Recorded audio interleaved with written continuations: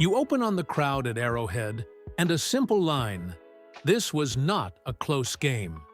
The Chiefs blew the Raiders out 31-0, a complete team performance that put Kansas City clearly back on the map this week. That score tells you everything you need to know. Offense humming, defense crushing, and special teams not giving the other team a gift. Before we get deep into X's and O's, let's hit the medical board, the part you'll probably be thinking about on your drive home. A few injuries popped up in This One That Matter. Trey Smith exited early with a back issue. Andy Reid called it a back that locked up during the game, and we'll be watching how he feels this week. Omar Lott left with what looks like a knee MRI pending, and that's the kind of note that gives you pause because of interior defensive depth. Xavier Worthy also went out with a shoulder problem after a rough fall, and while the team is hopeful, you can't help but worry a little about re-aggravation given his history. Kareem Hunt was limited late with an ankle tweak, but seemed likely to avoid a longer absence. Now, quick interaction. I want you to drop one word in the comments right now. Type Smith, Lott, or Worthy. Which injury worries you the most? I'll read the top replies and highlight the best takes in the next upload. Also, help us hit our channel goal. If you enjoy this breakdown, hit subscribe and ring the bell so we can get to 6,000 subscribers. It really helps us keep making content like this. And if you're liking the video so far, smash that like button. Why are these injuries important beyond the headline? Because depth matters, especially inside on the defensive front and at receiver. We've already seen the Chiefs talk trade and contingency plans in past weeks. Losing Lott would push the team to lean even harder on the veteran rotation and could change how they scheme on early downs. A compromised Worthy means less vertical juice and more attention on the other perimeter pieces, which, by the way, is part of why Rashee Rice's return mattered today. We'll dig into that next. For now, keep an eye on the injury reports this week and expect the staff to be cautious. All right, that's the medical snapshot and why it matters. Ready for the offense? Deep dive where we break down how Mahomes and Rashee made this thing click? If so, reply with the letter C and I'll drop Chapter 2 next. Let's talk offense, because this was a game where Kansas City's firepower showed up in full force. Patrick Mahomes was at his MVP level best, slicing through the Raiders' defense like it wasn't even there. He finished 26 of 35 for 286 yards and 3 touchdowns, continuing that trend of putting up huge numbers while keeping a quarterback rating above 120. If you're a fan, watching him in rhythm right now feels like seeing a master at work. His anticipation, his pocket movement, and how he's reading the field? Chef's kiss.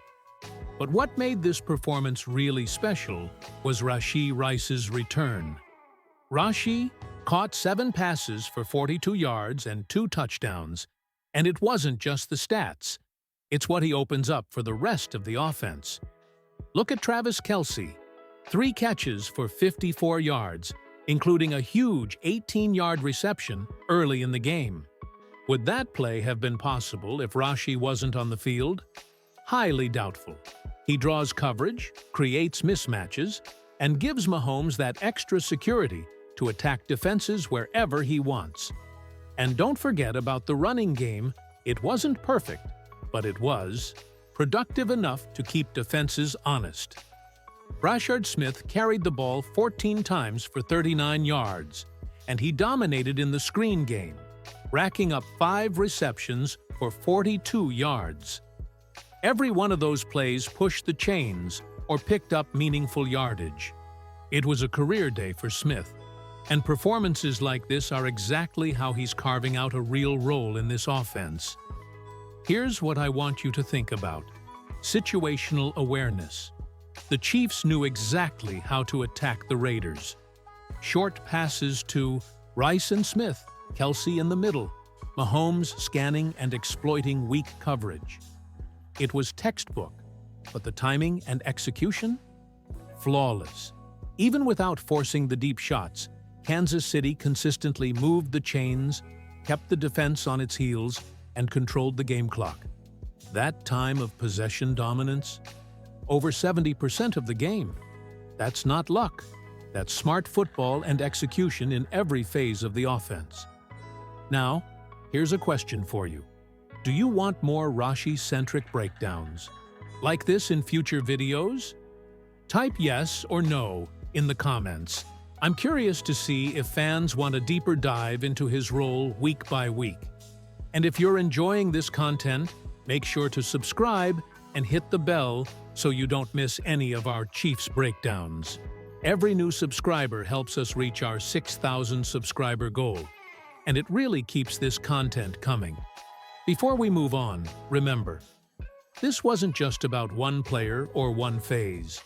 Mahomes, Rice, Kelsey, Smith, and the entire offensive line executed perfectly together. It was a symphony of offense where timing, trust, and play calling combined to make the Raiders look completely outmatched. And if the defense keeps doing its part, Kansas City's offense is only going to get better from here. Next up, we'll break down the defense. Because if you think the Raiders had a chance, think again. The Chiefs' defense didn't just contain them, they completely dominated.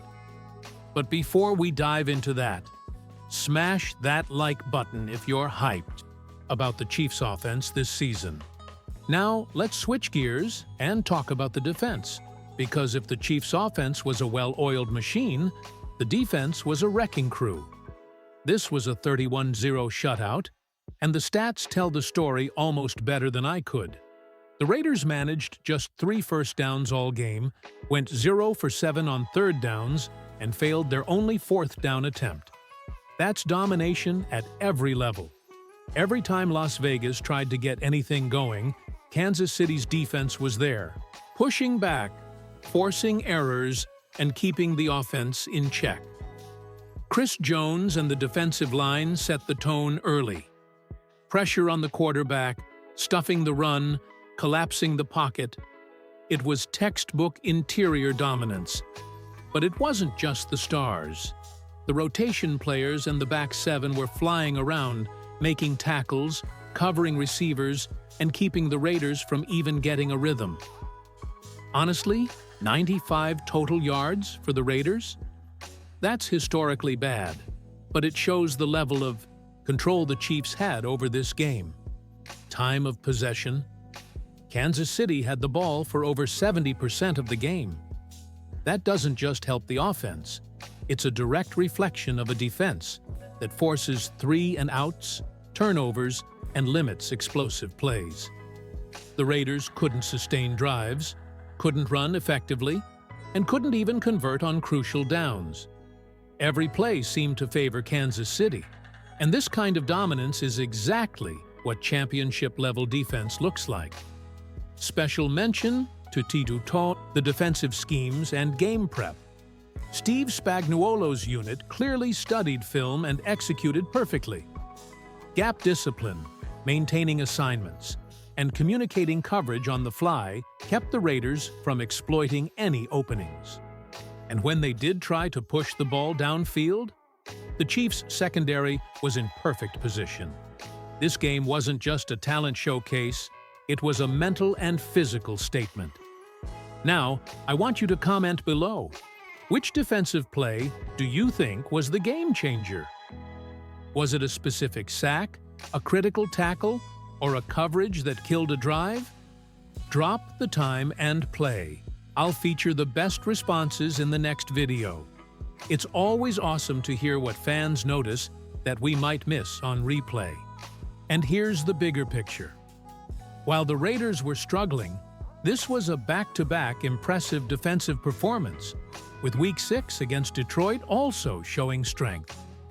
Sure, the Raiders weren't the toughest opponent, but a shutout and near-perfect defensive execution sets the tone for tougher matchups ahead. It shows the depth of this unit and how prepared they are to handle any opponent when everyone executes their role.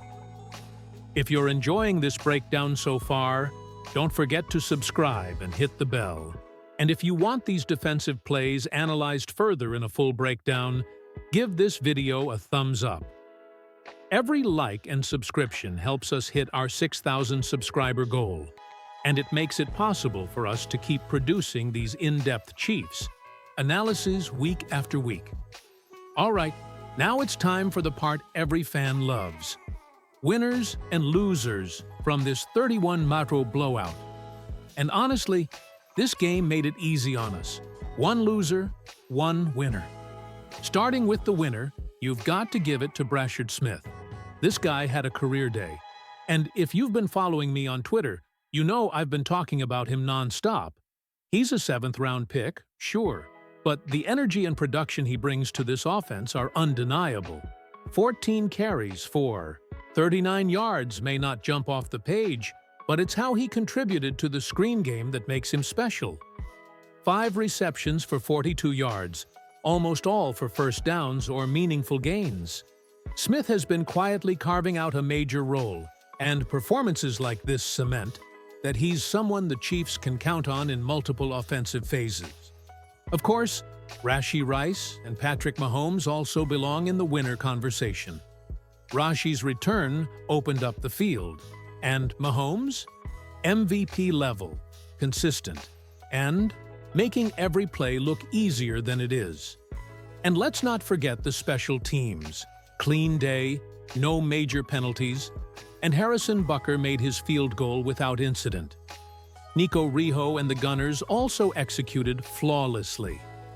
This might not seem flashy, but avoiding mistakes and maintaining efficiency is a huge win for a unit that's had its struggles earlier this season. Now, the loser, and this is a tough one in a blowout, is Christian Fulton. 2 straight weeks of being a healthy scratch, despite being fully available, is frustrating. You spend $20 million on a player, and he barely gets any meaningful snaps.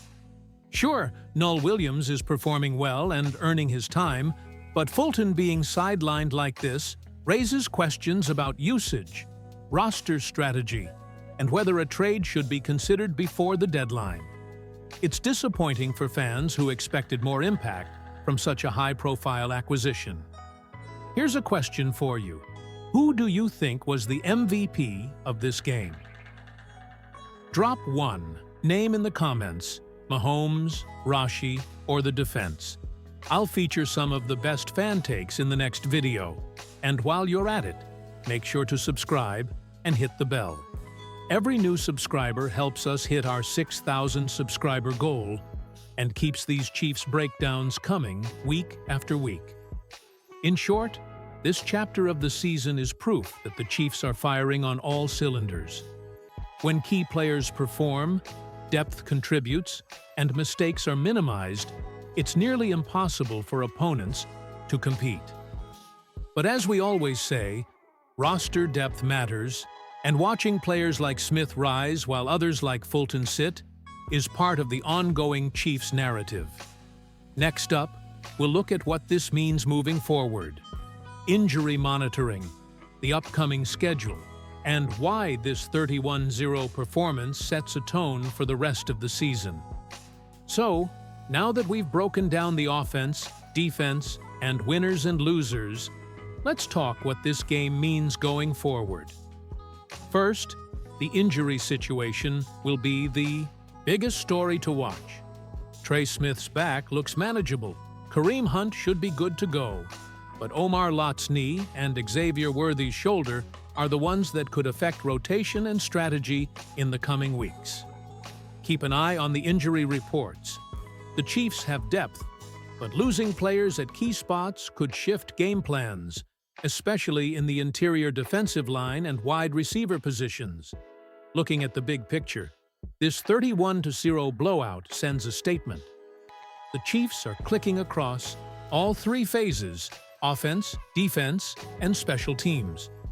With Mahomes and Rashee Rice leading the attack, a dominant defensive line, and a clean, efficient special teams unit, Kansas City is not just winning games, they're sending a message to the rest of the league. This team can control games, dominate possession, and dictate the pace. As for the upcoming schedule, the Chiefs now have momentum.